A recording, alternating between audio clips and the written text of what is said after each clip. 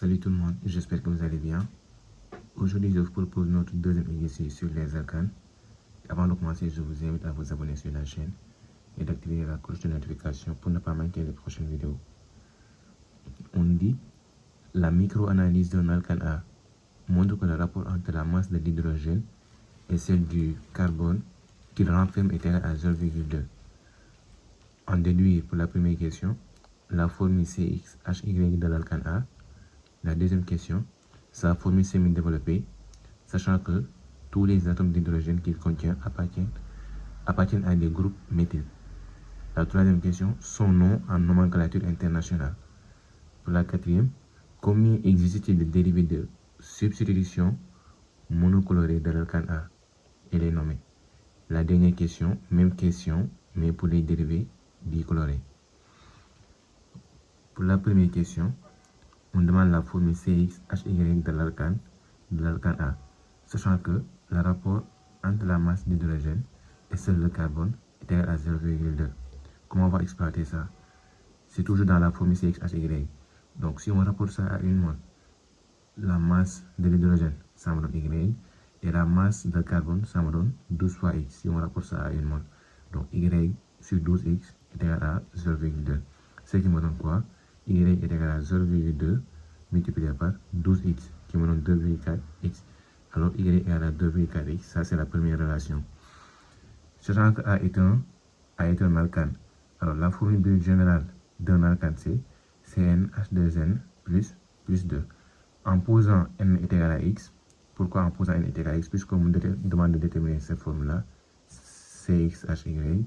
Donc dans la formule générale d'un alcane, je vais poser n comme étant est égal à x pour savoir combien je vais avoir pour y. Alors, si on pose n est égal à x, on a quoi? Pour ici, en remplaçant n par x, qu'est-ce que je vais avoir? Cx h2x plus 2, juste en remplaçant n par x. Donc, si maintenant la formule de A c'est CXHY, et là j'ai CXH2x plus 2, alors pas de on peut remplacer y par 2x plus 2 pour avoir la formule CXHY. Alors y vaut 2x plus 2. C'est pour cela que j'ai mis y est égal à 2x plus 2. Ça, c'est notre deuxième relation. Maintenant, pour la première relation, on a y égal à 2,4x. Pour la deuxième relation, y est égal à 2x plus 2. Alors, je vais poser l'égalité de ces deux relations, y égal à y. Alors, première relation égale à deuxième relation, y vaut à dire quoi? 2,4x est égal à 2x plus 2. Et à partir de là, je transpose 2x ici, ce qui me donne 2,4x moins 2x égale à 2. 2,4x moins 2x, ça me donne 0,4x est égal à 2. Alors, x est égal à 2 sur 0,4 qui me donne 5. Alors, x est égal à 5, c'est bon? Alors, si je reprends la première relation, j'avais y est égal à 2,4x. J'ai trouvé x est égal à 5. Alors, 2,4x, en remplaçant x par 5, j'ai y est égal à 12. Alors, la formule brute de A, c'est directement C5H12. La deuxième question, on me demande maintenant sa formule brute, sachant que tous les atomes d'hydrogène qu'il contient appartiennent à des groupes méthyl. Donc, voici là la formule semi-développée de A. C'était C5H12. Donc, on a 5 atomes de carbone. Comptons, on a 1, 2, 3, 4, 5. Et on me dit quoi? Que tous les atomes d'hydrogène qu'il contient appartiennent à des groupes méthyl. Alors, là on a un groupe méthyl, là on a un groupe méthyl, là pareil. Donc, tous les atomes d'hydrogène appartiennent à des groupes méthyl. Donc, voici la seule et unique formule semi-développée possible pour A. Maintenant, son nom dans la nomenclature internationale. Si on choisit ce sens-là comme étant la chaîne principale, alors j'ai 1, 2, 3. Et donc, sur la deuxième position, j'ai deux ramifications de méthyl. De la même manière aussi, si je prenais ce sens-là comme étant la chaîne principale, j'ai 1, 2, 3. Et toujours dans la deuxième position, j'ai deux ramifications de méthyl. Alors, pour le nom, c'est pareil. J'ai 2 diméthylpropane. Pourquoi propane? Parce que la chaîne principale, c'est le propane.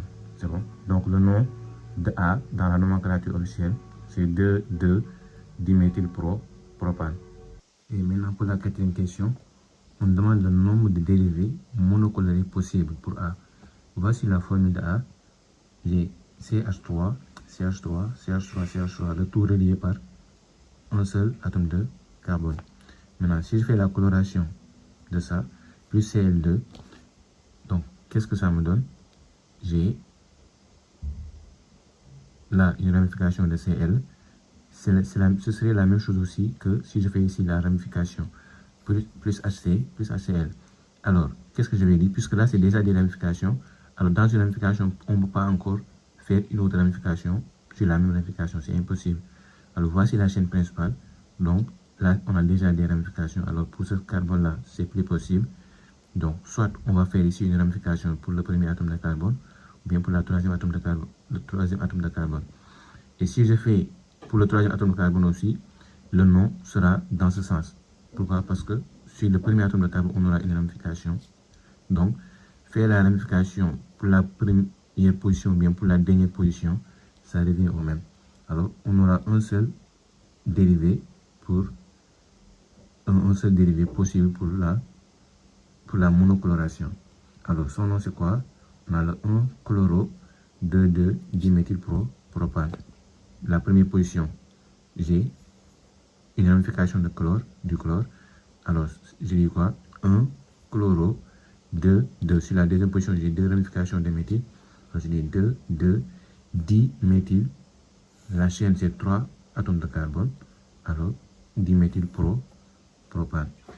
Dans la dernière question, on me dit aussi la même question, mais cette fois-ci pour le nombre de dérivés le nombre de dérivés dicolorés possible. Alors, si on prend ça, c'est ce que j'avais tout à l'heure, on va faire la coloration de la monocoloration. C'est bon?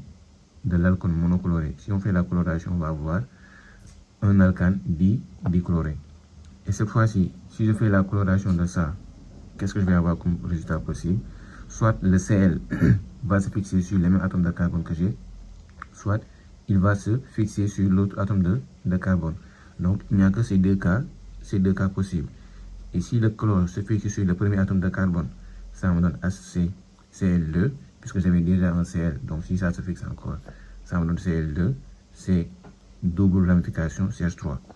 Ou encore, j'ai ce que j'avais au début, H2C, ramification Cl. Et pour le Cl cette fois-ci, au lieu d'avoir CH3 sur la troisième position, on va une autre ramification de chlore sur la dernière position. Alors pour les dérivés possibles dichlorés, on n'en aura que 2. Alors pour les noms, si je choisis ça comme étant la première possibilité, alors son nom c'est quoi? Sur la première position, on a deux ramifications de chlore.